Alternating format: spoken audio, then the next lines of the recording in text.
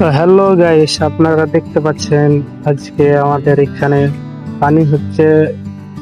আজকে আমরা কাজ বন্ধ করে সবাই বসে আছি। দেখতে পাচ্ছেন সবাই টেনশনে আছে যে আজ কাজ বন্ধ হয়েছে। আমরা টিফিন খুলে রেডি হয়েছিলাম কাজে যাওয়ার জন্য। এই যে দেখছেন এইদিকে আমাদের গ্যাস, আর এই তো দেখছেন বাইরে পানি। এত পানিতে কাজে যাওয়া হবে না। বুঝতে পারছেন আমাদের মনের দুঃখটা। সব চিন্তায় বসে শুয়ে আছে। তারপর আমার চপ্পলটা নিয়ে বাইরের দিকে গেলাম, বাইরে কি অবস্থা হয়েছে দেখতেই পাচ্ছেন বাইরে কত পানি হচ্ছে।